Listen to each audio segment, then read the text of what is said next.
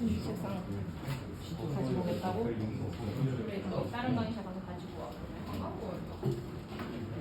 다 해야 돼. 그래서 8시, 10시 8시, 10시 원장님께 말씀드려가지고 고민해 볼게요. 이제 나도 약간 가장 마음에 걸린 건 너네보다 여기 서연이야. 서연이 집이 멀어. 근데 8시까지 수업이 없어, 서연이는. 서연이 집이 멀어. 넌 집 어디야? 강의, 그치. 서연이는 얘는 강의 차 타고 한 2장 타고 가야 돼. 이래저래 한 2장 타고 걸려. 강의는 그래서 8시로 미루면 가장 많은 데가 서연인데, 근데 이제 조금씩 늦어서 수업 시간이 자꾸 빠지는 것보다는 8시, 10시로 바꾸는 게 낫지 않나 고민을 조금 해볼게요. 6시, 8시였잖아. 6시, 8시 내가 7시에 수업이 있어. 중간에 7시, 8시 1시간 수업이 있어. 그래요? 그러니까 1시간만 미루면 참 좋은데 이게 안 되네. 자, 그럼 빛의 색이 마저 가볼게요. 237페이지에 빛의 색이 마저 가볼게. 보면은 강한 빛을 받을 거야. 이파리가 강한 빛을 받으면 이 친구는 빛을 많이 받잖아, 그치? 세기가 강하잖아. 그럼 광합성을 많이 해야 되겠어, 적게 해야 되겠어? 얘는 강한 빛을 받으면 영양분을 최대한 많이 만드는 게 영양분을 최대한 많이 만드는 게 본인한테 유리하잖아, 식물한테 유리하잖아, 그치? 그럼 강한 빛을 받는 이파리들은 광합성을 많이 해야겠어요, 적게 해야겠어요? 많이 해야 돼요, 그쵸? 그래서 얘네들은 어떻게 생겼냐면 이파리가 두툼하게 생겼어. 이파리가 두껍고 울타리 조직이 두껍게 발달되어 있습니다. 됐죠? 자, 강한 빛을 받을 경우에는 최대한 광합성을 많이 하기 위해서 울타리 조직이 두껍게 생겼어요. 근데 그에 비해서 약한 빛을 받는 이파리들은, 약한 빛을 이용해서 광합성을 하는 애들은 얇게 생겼어. 울타리 조직이 얇게 생겼어요. 대신에 이 친구의 장점은 뭐냐면 빛의 세기가 되게 약해도 광합성을 금방금방 할 수 있어. 빛의 세기가 많이 약해. 많이 약하면 얘는 광합성을 아직 시작하기 전인데 이 친구 같은 경우에는 빛의 세기가 약해도 광합성을 할 수 있게 설계가 되어 있는 거예요. 그래서 이런 경우를 뭐라고 하냐면 빛을 효율적으로 흡수한다라고 표현을 합니다. 빛을 효율적으로 흡수한다. 이런 울타리 조직이 얇은 애들은 약한 빛에서도 광합성을 할 수 있게끔 설계가 되어 있습니다. 종현이 일어나고 있지? 듣고 있지? 자, 그래서 강한 빛을 받는 이파리들은 광합성 양이 많게끔 설계되어 있고요. 얘네들은 약한 빛에서도 광합성을 할 수 있게끔 설계가 되어 있습니다. 이해됐죠? 자, 그러면 이제 생각을 해봐. 숲이 있어요, 숲이.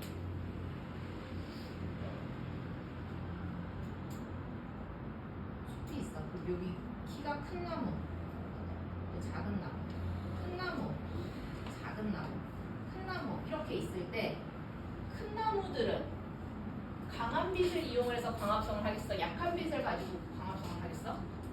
큰 나무들은, 키가 큰 나무들은 강한 빛, 그치? 그럼 이파리가 두께가 어떻겠어? 두꺼워요. 그 다음에 이렇게 같은 숲에서 이렇게 키가 작은 애들은 약한 빛을 가지고 광합성을 할 거 아니야, 그치? 그럼 얘네들은 이파리의 두께가 어떻겠어요? 얇아요. 됐죠? 그 다음에 한 그루짜리야, 한 그루짜리. 한 그루짜리가 이렇게 되어 있을 때 위쪽은 빛의 세기가 강해요, 약해요? 강하죠, 그쵸? 그래 잎의 두께가 어떻다? 두껍다. 그에 비해서 아래쪽은 빛의 세기가 어때요? 약해요. 그럼 이쪽은 잎의 두께가 얇다 라는 거 알 수 있습니다. 이해됐죠? 그래서 빛의 세기가 숲의 위쪽에서는, 숲의 위쪽은 강한 빛, 아래쪽은 약한 빛에 적응한 식물들이 잘 자라고 있고요. 한 식물에서도 강한 빛은 두껍고 약한 빛은 얇게 되어 있다.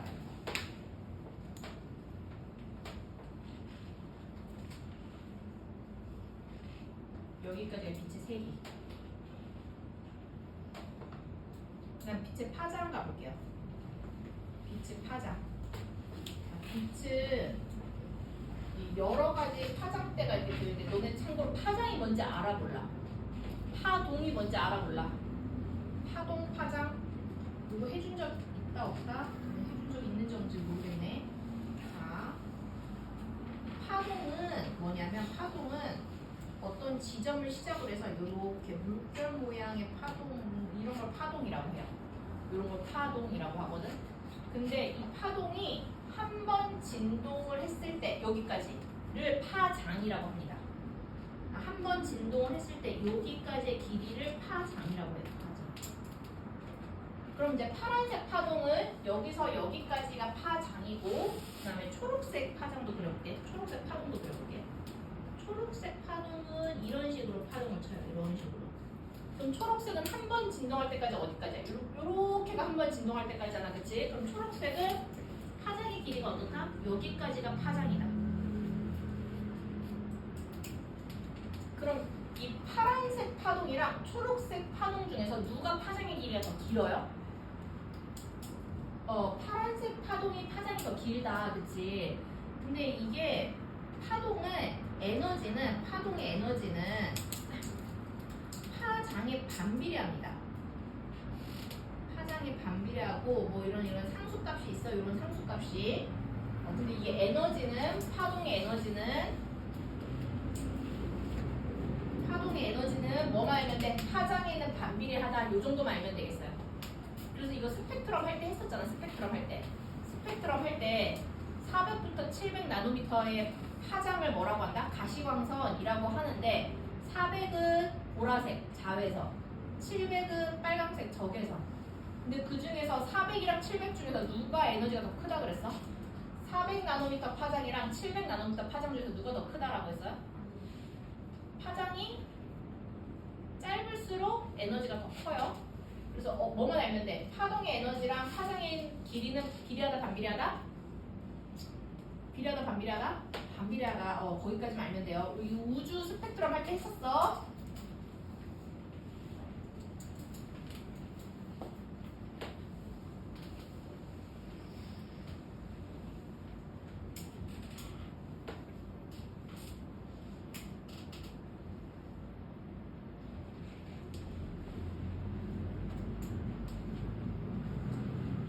파동 에너지는 파장이랑은 반비례하다.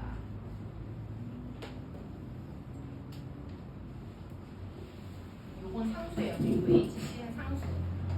그럼 여기서도 가볼게. 지금 빛의 파장에 따라서 빛이 세 가지가 있어요. 종류가 지금 적색감, 황색감, 청색감 세 가지가 있는데 누가 파장이 제일 짧니 지금? 청색광이 제일 파장이 짧아. 이게 파장이야. 그럼 파장이 짧을수록 에너지는 크겠어, 작겠어? 에너지는 아까 비례 반비례. 반비례하니까 그치 이쪽으로 갈수록 에너지가 어떻게 해요? 크다 작다? 크다. 위로 갈수록 에너지가 어떻다? 작다. 그쵸? 그럼 에너지가 클수록 물속 깊이 들어가겠어요? 에너지가 작을수록 물속 깊이 들어가겠어요? 에너지가 클수록 물속 깊이 들어가요. 그래서 청색광은 초록색 빛, 아니 파란색 빛은 물속 깊이 한 60m까지 들어가고요. 그 다음에 노란색 빛은 한 40m까지 들어가고요. 빨간색 빛은 에너지가 제일 작아서 한 20m까지 들어갑니다. 그러면 0에서 이거 바다예요, 바다. 바다 깊이에서 수면부터 20m 깊이까지는 주로 적색광을 이용을 해서 광합성을 하는 녹조류가 살고요. 그 다음에 0에서 40m까지는 뭐 황색광을 이용을 해서 광합성을 하는 갈조류가 주로 서식하고요.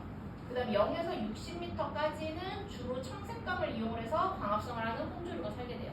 그래서 이거 외우셔야 됩니다. 이거 외우셔야 돼요. 근데 이거 지금 잘 보면은 색깔이 빨강색, 노란색, 파란색이잖아. 이제 반대야. 빨강색, 노란색, 파란색. 이렇게 외우시면 되겠어요. 반대로. 이해됐지? 빨노파 이렇게 해서 외우셔야 돼요. 빛의 파장. 녹조류는 주로 누구로 광합성을 이용한다고? 주로 적색광. 갈조류는 주로 황색광. 홍조류는 주로 청색광. 이렇게 외우시면 되겠어요. 됐나요? 그리고 요거 그림 외우고 추가로 뭐까지 외우냐? 여기 볼게. 녹조류의 예시로는 이건 그냥 외워야 돼. 팔의 청각. 갈조류의 예시. 이거 안 나올 수도 있어. 선생님이 학교 시험 선생님이 안 내신다 하면 우리는 안 외워도 돼. 갈조류에는 미역 다시마. 홍조류에는 김 우뭇가사리. 이렇게까지 예시까지 외워주세요. 이거 그냥 외워야 돼. 아니 선생님 김 검정색이잖아요. 아 그렇게 하지 말고 김 그냥 빨강색 홍조류, 우뭇가사리도 홍조류 이렇게 외우세요. 그냥 파래 청각 녹조류 이렇게 외우세요. 이렇게까지 해조류. 자, 여기까지 이해 안 된 거 없죠? 그럼 이제 빛의 길이 갈게. 1조 시간 갈게. 1조 시간. 1조 시간은 이제 얘네들은 어디에 영향을 주냐면 식물의 개화나 생식에 영향을 줍니다. 식물이 꽃을 피는 거나 동물이 생식하는 거, 번식하는 거에 영향을 준다고. 근데 식물한테 있어서 꽃은 어디에 해당되냐면 생식기관에 해당돼. 꽃 자체가 생식기관에 해당된다고. 그럼 꽃이 피고 그 다음에 씨앗이 생기면 뭘 하겠어? 번식을 하겠죠. 그러니까 결국에는 1조 시간은 뭐에 영향을 미친다? 동물이든 식물이든 뭐에 영향을 미친다? 번식에 영향을 미친다 라는 걸 알 수 있습니다. 번식에 영향을 미친다. 그래서 여기서도 그냥 외워줘야 돼. 외워줘야 돼. 봄에 피는 꽃과 봄에 피는 꽃, 여름에 피는 꽃은 낮이 길어지는 때야, 낮이 짧아지는 때야? 길어지는 때, 그치? 그래서 봄과 초여름에 피는 꽃들은 낮이 길어질 때 피는 꽃이에요. 낮이 길어질 때. 그 다음 그에 비해서 가을에 피는 꽃들은 낮이 짧아질 때 피는 꽃이에요. 그래서 1조 시간이 짧아지는 가을에 피는 꽃. 그 다음에 똑같아요. 봄에 번식하는 생물이 있고요. 봄에 번식하는 생물이 있고 가을에 번식하는 생물들이 있어요. 이런 식으로 이거 그냥 예시 외워주면 되겠어요. 봄꽃이냐 가을꽃이냐 이렇게 외우시면 되고 봄에 번식하냐 가을에 번식하냐 이렇게 외워주시면 되겠습니다. 근데 그 예시는 이걸로 더 설명할게요. 이 예시로. 자, 여기 보면은 장일식물이라고 되어 있거든. 장일식물. 단어 뜻만 봤을 때 어때 보여? 이 일자가 무슨 일자일 것 같아? 너네 1일, 2일, 3일 이렇게 할 때 나 여자친구랑 23일 됐어. 이거 일자가 무슨 일자일 것 같아? 날일자야. 그치? 날일자가 그게 태양의 모습을 따온 거거든. 일자가. 그럼 이건 일자가 뭐야? 태양이 길어질 때, 낮이 길어질 때 피는 꽃들을 장일식물이라고 합니다. 그럼 얘네들은 낮이 길어질 때 언제? 봄과 초여름에 꽃이 피는 거예요. 봄과 초여름, 봄에 피는 꽃. 그 다음에 단일식물은 이거는 뭐야? 태양이 짧아질 때, 낮이 짧아질 때 피는 꽃들. 단일식물이라고 해요. 얘네들은 언제 피는 꽃? 가을에 피는 꽃.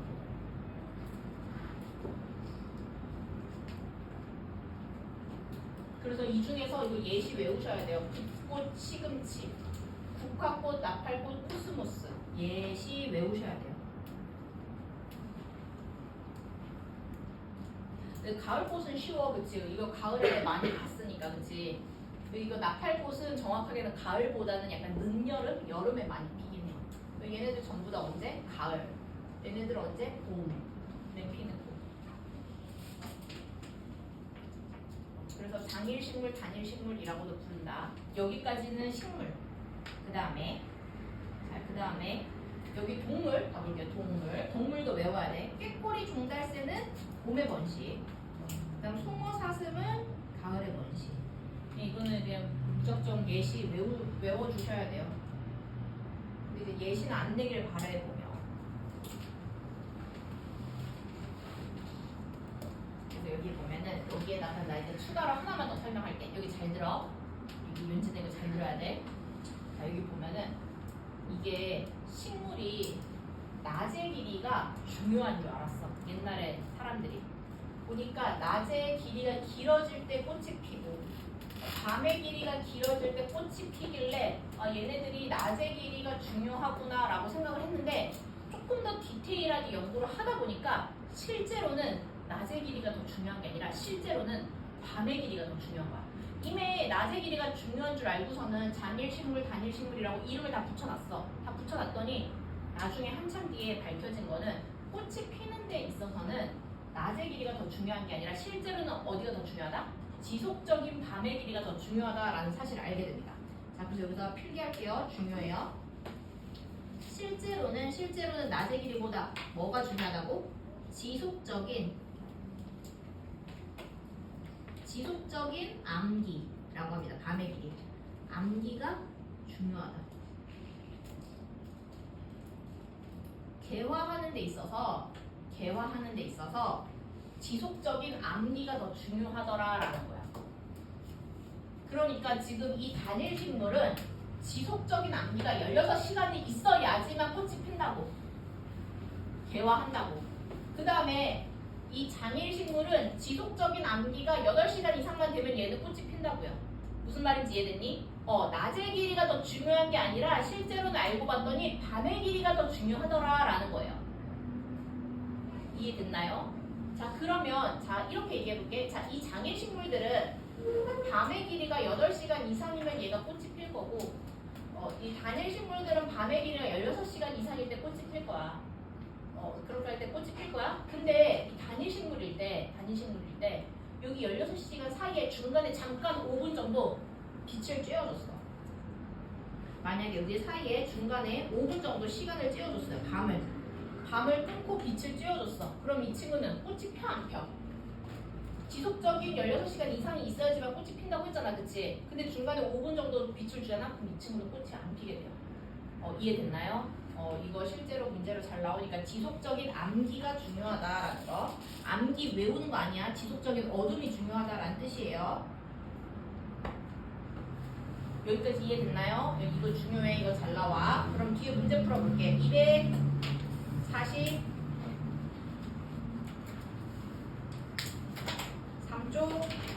3번.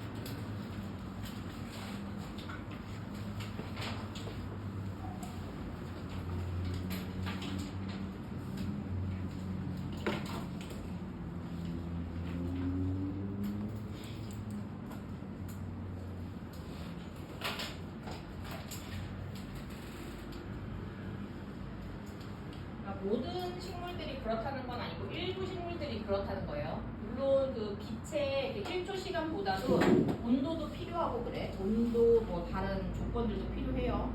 습도 이런 거.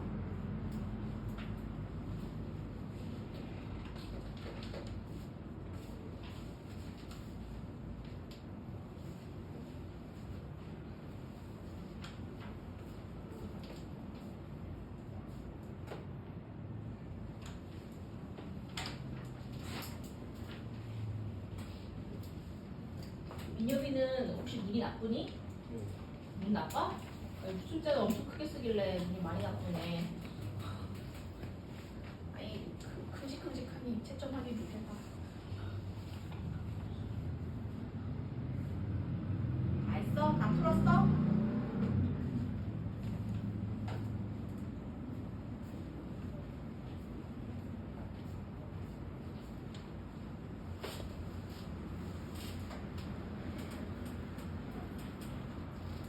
봅시다. 그림은 1조 시간에 따른 식물의 개화 여부를 나타냈는데 지금 보면 붓꽃은 낮의 길이가 길 때 개화했고요. 국화꽃은 밤의 길이가 길 때 개화했네. 그럼 붓꽃은 장일식물이야, 단일식물이야? 얘는 장일식물, 그쵸? 그 다음에 국화는 단일식물, 그치? 단일식물. 붓꽃은 낮의 길이가 길어지고 밤의 길이가 짧아질 때 꽃이 핀다. 그쵸, 맞죠, 그치, 맞아.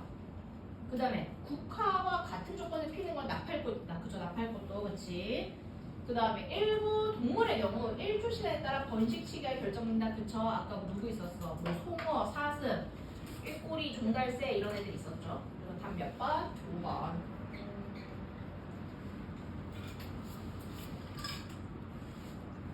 자, 넘어가서 온도 가볼게요, 온도. 238페이지 온도.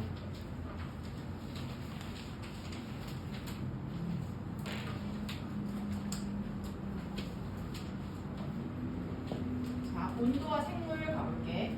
온도는 물질 대사에 영향을 주므로 여기 보면 생명활동은 온도에 영향을 받는다라고 되어 있거든. 자, 여기 보면 온도가 생물한테 영향 미치는 거 가볼게요. 여기 보면은 겨울잠 잘 때, 추울 때 자니, 더울 때 자니? 추울 때 자, 그치? 추울 때 더 이상 에너지를 아끼기 위해서 잠 동면에 들어가는 겁니다. 에너지를 아끼기 위해서. 먹이는 부족하고 내 몸의 에너지는 아껴야 되겠고 그러니까 어떻게 얘네들이 최대한의 움직임을 최소화하고 그 내 몸에 쌓여 있는 에너지를 가지고 동면을 선택을 하는 겁니다. 그래서 이거 온도가 동물한테 영향 미치는 거 겨울잠. 그 다음에 철새들이 계절마다 사는 곳을 이동하는 거 이것도 온도에 따른 겁니다. 온도에 따른 행동이에요. 철새들이 계절에 따라서 지역 이동하는 거 이것도 온도에 따른 거. 그 다음에 카멜레온이 온도에 따라서 색깔 바뀌는 거 이것도 온도 때문인 거. 온도 때문인 거. 그 다음이 이렇게 세 개가 이렇게 잘 나오거든. 요거는 이 사진으로 얘기할게요. 이게 제일 잘 나오는 겁니다. 이렇게 별표, 요 그림 사진에다가 별표. 지금 보면은 여우가 3마리 있는데 한 마리는 추운 지역에 사는 애들이고요. 한 마리는 따뜻한 지역에, 한 마리는 더운 지역에 사는 애예요. 지금 보면 얘네들 중에서 북극 여우는 귀가 작아. 귀는 작으면서 등치는 어때요? 등치는 크잖아, 그치? 덩치는 크잖아. 이게 뭐냐면 귀가 작다는 거는 귀는 몸 중에서 되게 말단 부분에 해당되거든. 그래서 내 몸에 가지고 있는 열의 방출을 적게 하는 겁니다. 그래서 귀가 작다는 거는 열 방출량을 작게 하는 겁니다. 내 몸에 가지고 있는 열을 내 몸에 가지고 있는 거야. 밖으로 내보내는 걸 적게 하는 거라고요. 그래서 귀가 작은 건 열 방출량을 감소시킨다.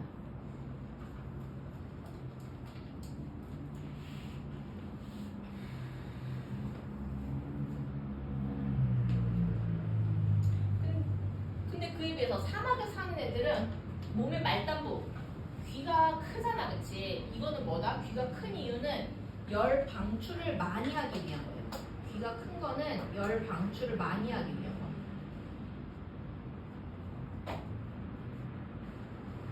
이 귀가 큰 거는 열 방출을 많이 하기 위한 거예요.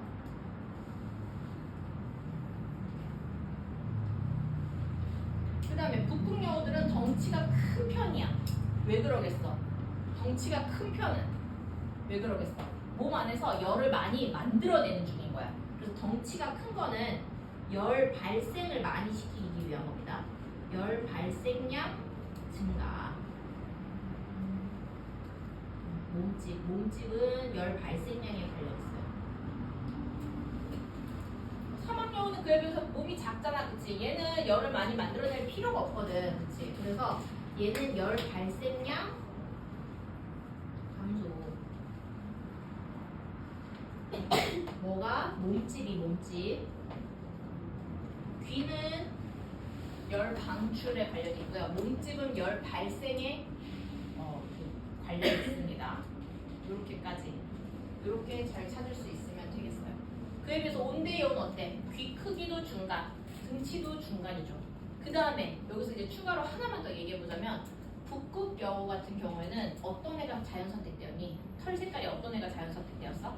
흰색인 애들이 자연 선택되는 거야. 왜냐면 보호색을 띠게 되거든. 그치? 그에 비해서 사막 여우는 어떤 색깔 애들이 지금 자연 선택되었어요? 모래 색깔 애들이 그치 자연 선택된 거예요. 그쵸? 어떻게 왜 그 다음 소비자 그 위에 있는 천적한테 잡아먹히기에는 요 털 색깔이 주변 배경 색깔이랑 비슷한 애들이 자연 선택된 거죠. 그쵸? 요거까지 더 기억해 주시면 되겠습니다. 자, 여기까지가 온도에 관련된 거, 동물이랑 관련된 거. 그 다음 식물 가볼게요. 식물 가볼게요. 자, 굉장히 추운 지역에 사는 애들은 그 잎이나 꽃에 털이 있어요. 털송이 풀은 이파리랑 꽃 주변에 털이 있습니다.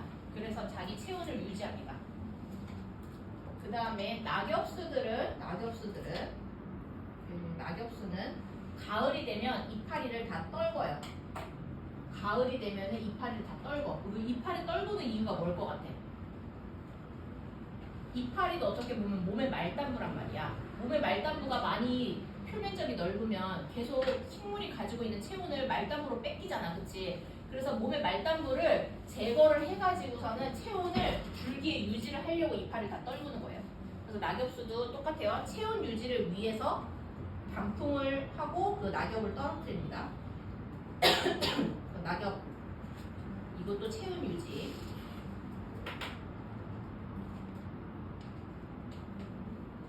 그 다음에 상록수는 어떤 애들이 상록수인지 알지? 사시사철 초록색인 나무를 상록수라고 하거든. 그럼 얘네들은 낙엽을 안 만들어낼 거거든. 대신에 낙엽을 떨구지 않아도 나도 이파리가 살아남을 수 있게끔 뭐로 되어 있다? 큐티클층이 두껍게 되어 있어요. 큐티클층이 두꺼워가지고 추운 겨울도 잘 날 수 있다.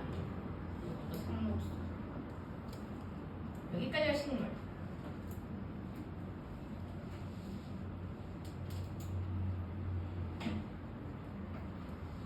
그다음 물 가볼게요. 물.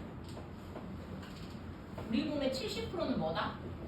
우리 몸 70%는 뭐로 되어 있어? 연진 책봐. 얘들아 연진 책 한번 볼래? 필기가 막 이렇게 되어 있어. 어떡해. 얼른 해 빨리 지금. 여기 자, 물 가고 우리 몸의 70% 뭐예요? 물로 되어 있어, 그치? 물. 그래서 물은 생명체를 구성한 성분 중에서 가장 많고 생명 유지에 반드시 필요합니다. 그러니까 몸에 물이 계속 많아야 돼, 적어야 돼? 많아야 돼, 그치? 그래서 생물은 몸속 수분을 보존하기 위한 다양한 방법으로 적응을 하는데, 자, 가볼게요. 가볼게. 파충류는 이거 그냥 외우면 돼요. 파충류는 비늘로 덮여 있어서 수분이 잘 날아가지 않아. 그 다음에 알들은 단단한 껍질로 되어 있어서 수분이 잘 날아가지 않아.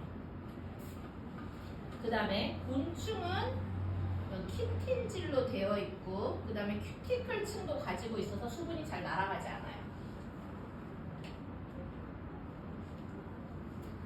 그 다음에 여기 보면 사막에 사는 애들은 진한 오줌을 배설합니다. 사막에 사는 애들은 진한 오줌을 배설을 합니다. 그래서 내 몸에 있는 수분을 지키고 노폐물을 몸 밖으로 배출을 하는 거지. 여기까지가 동물. 그다음에 이제 식물 가볼게요. 식물. 대부분의 육상식물은 뿌리, 줄기, 잎. 너네 뿌리, 줄기, 잎이 세포 조직, 기관, 개체 중에서 어디에 속할 것 같아? 뿌리, 줄기, 잎이 어디에 속할 것 같아? 얘들아? 뿌리, 줄기, 기관에 속하거든. 근데 그 중에서 뿌리에 하는 역할이 뭘까? 뿌리. 수분 흡수, 그렇지? 땅 속에 있는 수분 흡수. 줄기는 수분이 이동하는 통로. 그 다음에 아까 이파리 뒤에 기공이 있어서 증산작용 한다고 했잖아, 그치? 물의 증발. 뭐 증산작용? 이런 역할을 하거든요. 근데 이제 대부분의 육상식물은 평범하기 때문에 수분도 적당히 흡수하고 수분이 적당히 이동을 하고 증상작용도 적당히 할 거야. 그래서 뿌리, 줄기, 잎이 다 골고루 잘 발달했어. 근데 그에 비해서 물에 사는 애들은 그냥 숨만 쉬어도 내 몸속으로 물이 들어오잖아, 그치? 그러니까 굳이 뿌리가 필요하니 안 필요하니? 안 필요한 거야. 그러니까 뿌리도 관다발, 아까 관다발이 뭐였니? 물과 체관이 이동하고 그 합쳐진 게 관다발이라고 했잖아, 그치? 물과는 물이 이동하는 거고 체관은 영양분이 이동하는 거야. 물이 이동하는 관다발도 굳이 중요하지 않은 거야. 그래서 물에 사는 식물들은 관다발도 뿌리도 잘 발달되어 있지 않아요. 왜? 그냥 숨만 쉬어도 물이 내 몸으로 들어오거든. 그에 비해서 뭐가 발달되어 있냐? 자, 여기다 빨간 줄. 통기 조직이 발달했습니다. 통기 조직. 물에 사는 식물들은 통기 조직이 발달했어요. 통기 조직이 뭐냐면 물에 뜨기 위해서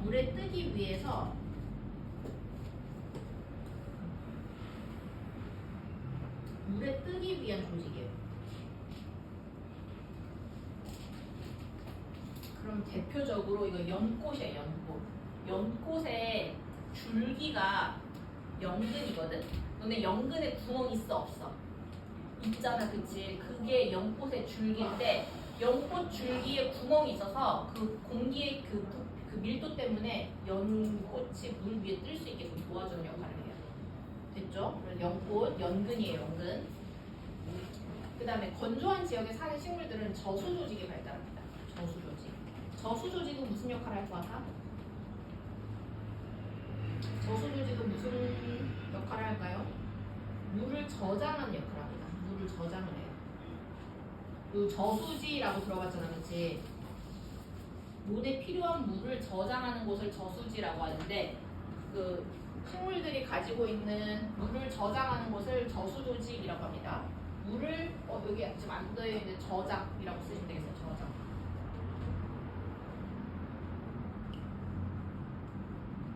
물을 저장.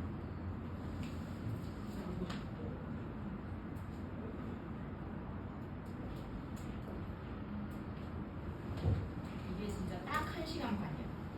이게 1시간 반도 안 지는데 여기다가 30분 날려놓는 여기 물을 저장, 저수조진 물을 저장. 그 다음에 대표적으로 선인장은 그 이파리가 가시로 변했죠. 그래서 수분 흡수를, 수분 증발을 막죠. 이파리의 역할이 뭔데? 증산작용을 하거든. 그래서 증산작용이 필요가 없으니까 가시로 변하게 된 거예요.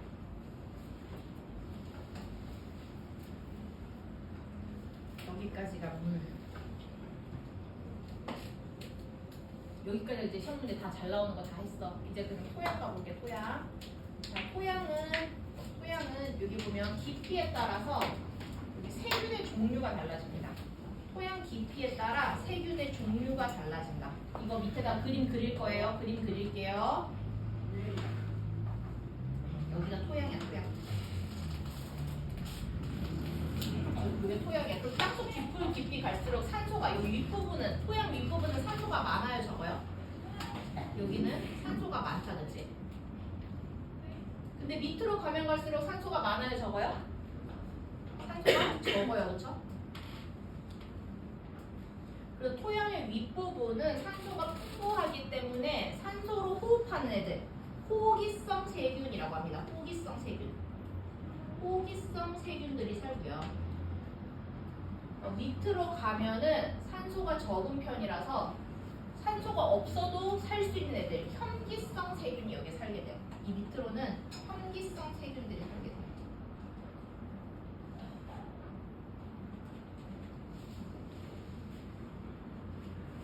얘 호자가 뭐야? 조로자. 현 뭐야? 혐오한다. 이런 현기성, 호기성 세균.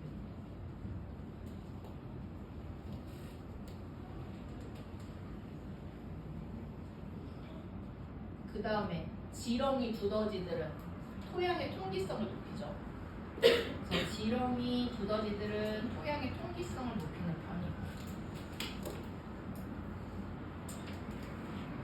그 다음에 여기 토양 속에 있는 미생물들은, 여기서 말하는 미생물은 분해자를 얘기합니다. 분해자들은 여기 보면 여기 이거 있잖아. 무기물로 분해라고 되어 있잖아, 그렇지? 무기물로 분해 역할을 하는데, 이게 여기서 중요한 게 뭐냐면 이 미생물들이 분해자를 얘기하는 거야. 분해자.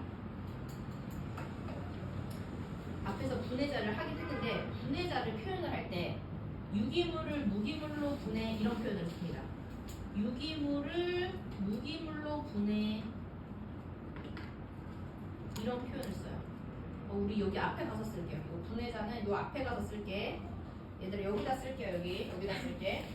분해자 옆에다가 쓸게요. 유기물, 분해자를 표현을 할 때 유기물을 무기물로 분해 이런 표현을 씁니다. 앞에다가. 또 반대로 생산자는 뭐라고 하냐면 무기물을 유기물로 합성이란 표현을 씁니다.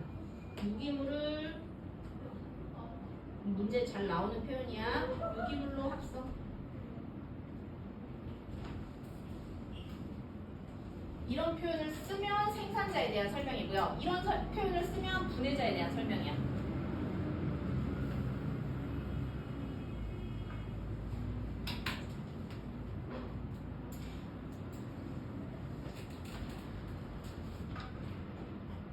그 다음에 분해자한테 이제 뭐라고 설명을 하냐면, 분해자를 표현을 할 때 유기물을 무기물로 분해를 해서 어떻게 환경으로 되돌려 보낸다 이런 표현도 씁니다. 유기물을 무기물로 분해를 해서 뭐 환경으로 되돌려 보낸다.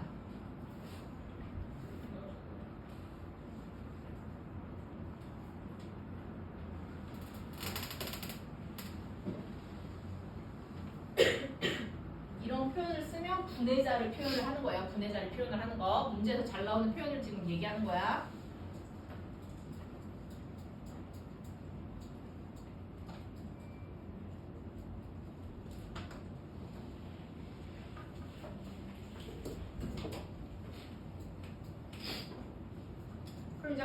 돌려보내면 그 무기물을 갖다가 누가 이 생산자가 다시 갖다 쓰는 거지.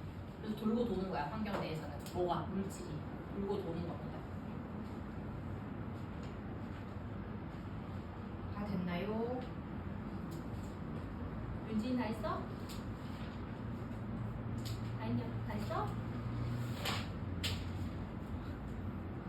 틈만 나면 자꾸 자는데. 그 다음에 이제 나머지 공기 가볼게요. 나머지 공기는 많이 나오지 않으니까 필요한 것만 빠르게 할게. 자, 고산지대가 어디예요? 고산지대 어떤 곳이야? 오픈 지역 고산지대라고 하잖아. 그치? 고산지대는 산소가 많아요, 적어요? 공기가 희박해요, 그쵸? 공기가 희박해. 그래서 거기에 사는 사람들은 적혈구의 개수가 많은 편입니다. 적혈구 개수가 많은 편이야. 그래서 산소를 운반하기 효율적. 그 다음에 호흡과 광합성에 공기 이용돼 안 돼? 이용되죠, 그렇죠? 호흡 광합성에 공기가 이용됩니다. 그래서 호흡 광합성을 하면서 공기 성분이 변하죠. 똑같아. 과거에는 우리 지구에 O2 있었어, 없었어? 없었어. 근데 누가 생겨나기 시작하면서 남세균이 생겨나기 시작하면서 O2가 생기기 시작했고 그 O2가 나중에 뭐로 바뀌어요? 성층권으로 바뀌잖아요, 그렇죠? 성층권에 있는 오존층으로 바뀌잖아요, 그렇죠? 그런 식으로 호흡 광합성에 의해서 공기 성분이 바뀔 수 있다라는 거. 그 다음에 그 나무랑 해충이 자신을 보호하는 살균 물질을 분비를 합니다. 이 살균 물질을 우리는 들어본 적이 있을 거야. 피톤치드라고 하죠. 피톤치드. 그래서 그 피톤치드를 막 내보내면서 주변 공기가 변하게 됩니다. 이런 식으로 오늘 환경이 생물한테 영향을 끼치는 거를 지금 들어본 거거든. 그러니까 우리가 환경을 그 오염 훼손하면 되겠니 안 되겠니? 안 된다라는 걸 지금 우리가 설명하고 있어요. 모든 생물, 인간을 포함한 모든 생물은 환경과 상호작용하면서 살기 때문에 인간의 생존을 위해서도 생태계를 보존하는 게 중요하다라고 얘기를 하는 겁니다. 이해됐죠? 자, 그러면 오늘 문제 풀어볼게요. 237 개념 속소. 237쪽의 개념 속소.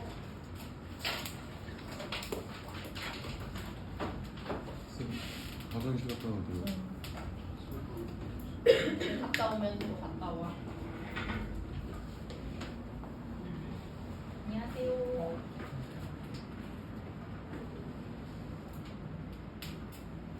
누구 찾으러 오셨어요?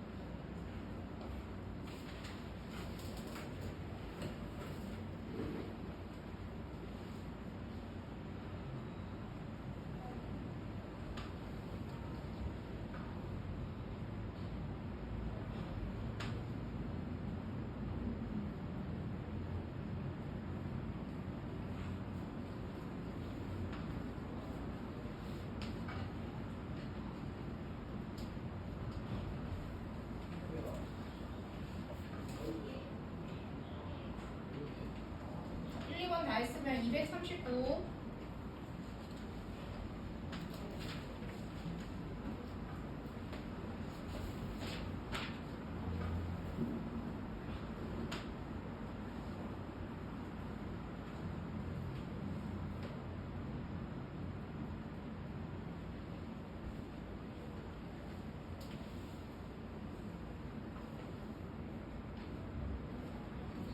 화장실 다 했으니 239. 영훈은 화장실 다녀.